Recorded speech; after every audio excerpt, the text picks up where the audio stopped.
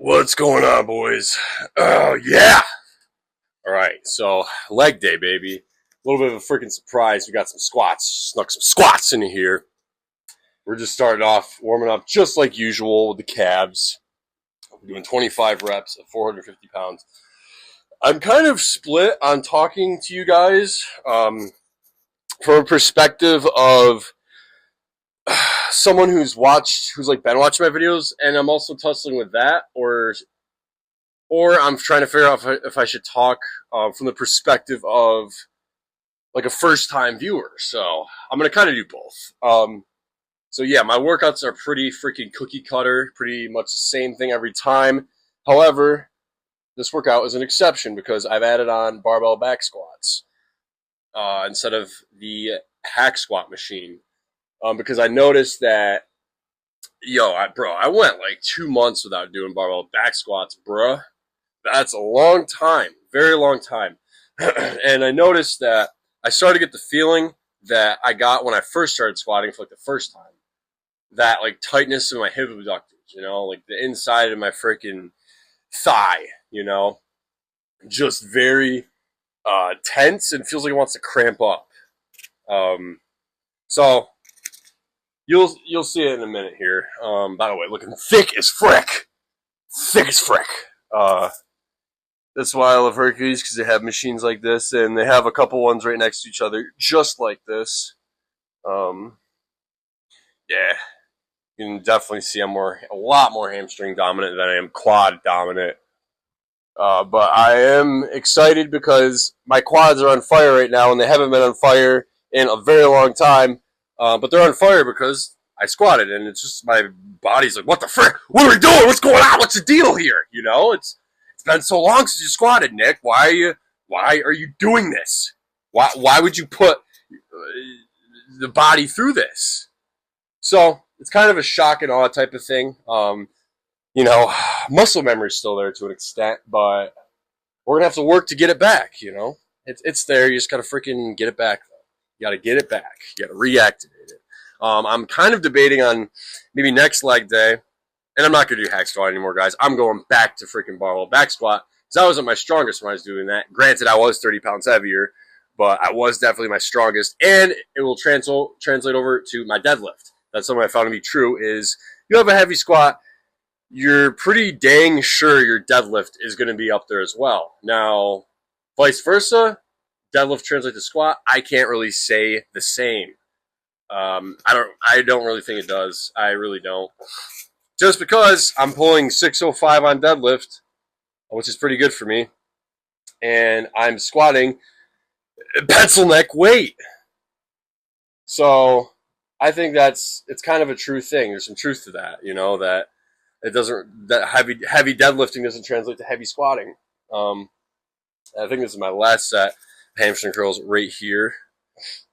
you gotta love the angle. Oh man. But yeah, I had freaking work cut short today. Only worked 4 hours and 15 minutes.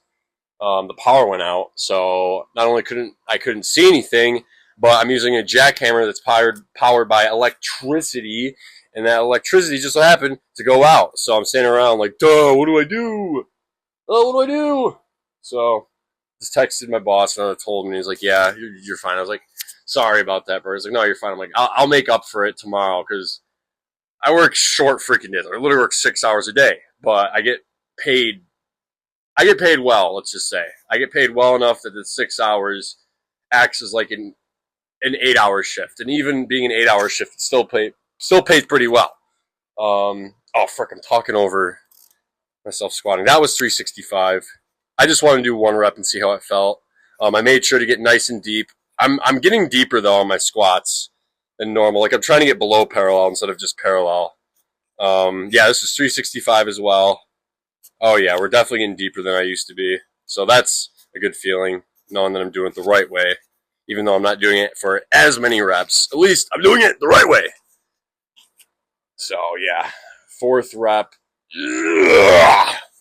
Had to fight a little bit to squeeze it out, but I'm really not that frustrated, But yeah, I think next leg day I'm just gonna spam barbell back squats in my basement. I have a freaking squatting rack. Don't have safeties, but it'll be fine. It'll be fine. Yeah, so I'm not really worried. This is literally 315. I told you guys it's 315, and this is the last set of squats. I had 2 sets of squats. Freaking workout has me doing 4, but after this set, I got ready to go into my 3rd set and went down. I was like, whoa, why does this feel so weird on my hip abductor? So I decided to go up, re-rack it, and just call it that. Be done with it.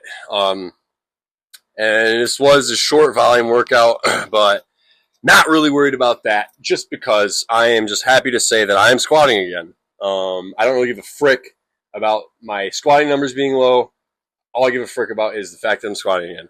And it's been a long time since I've done these. I'm kind of revisiting them. I really, really, really get the freaking that burn and that tension going on in your glutes, or your hamstrings, and honestly your glutes as well. Oh yeah, I got a 190-pound dumbbell. I had to freaking wait for some space to clear out because I happened to go at like freaking. I got there at like 4 and I left at like 5:40, I think, a little under 2 hours. But holy moly, guys, holy freaking moly! This workout, if depending how you hold the weight and how you use the weight, if you do it properly, you can really get a good freaking burn going. Now it's like, okay, well, what am I getting? The question being asked is that going to make me stronger? My answer would be, I guess so. It'll give you like a stronger freaking single dumbbell RDL. So yes, you will get stronger. But that's such a random lift. You know what I'm saying? Like, when people ask you, they usually ask you, how much do you bench, bro? How much do you deadlift? How much do you squat? Now, how much do you single dumbbell RDL, bro? Like, no one's going to ask you that. Is it a good workout? Absolutely. I think every workout's a great workout, depending how you do it. This is my last set. Yeah, guys, I'm happy right now with how the physique is. Yeah, there's guys out there way bigger than me, way more horsecock than me, but I'm getting thick hamstrings, big glutes. I was eyeing myself in the mirror yesterday, and whoa, let me just say, whoa, I'll talk about that in another video. This video is funny. I think I'm going to record myself walking around talking just because it's going to kind of be a shorter video, but yeah, so I'm definitely going to have this workout be in my leg days more often. Alright, let me freaking go outside and conjure up some freaking words. I'll see you guys in a little bit. What's up, boys? How's it going? Yes, it is 6:47 p.m. and I'm freaking ending the day. I already freaking talked about all my lifting stuff, so let me freaking talk about some life stuff, I guess. Sorry. My schedule is kind of different. That's why I've been lifting at night now. But I find that I am more present. I am more in the moment when I go at night. The morning time, I don't really want to freaking talk to anyone. I just want to get through the lift. And that's not bad per se, because, if you're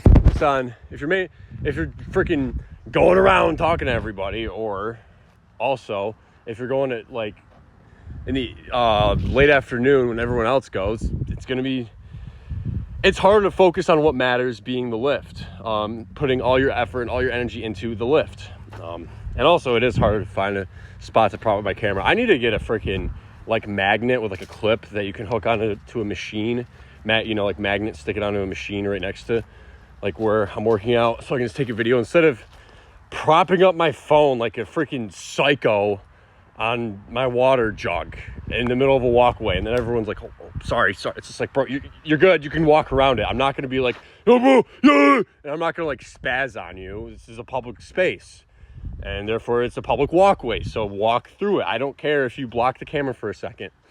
Yeah, I never really got that. What I never really got is like people who spaz about people getting in their videos. It's like, bruh, it's like you set up the camera. It's like it's almost like you wanted to get upset. And that's the problem. That's why you need to be retarded, okay? Shout out to retard Mexican guy, Eli. It's like when you think too much, your thoughts, it's not good, you know? At least, I don't know, for me, I'm just thinking, you know? If I'm thinking a lot, eventually, you know, I might be thinking about good things that are nice. And eventually, I don't know if I get bored of thinking about stuff that I care about and that's good. And, you know, like, there's an ant on me. Sorry. I don't know if I get, like, bored or, like, what happens. But then, you know, you might start venturing, you know. You might start going to your personality's shadow. And there's certain people who are more susceptible to different things, you know. They get triggered by different things. Like,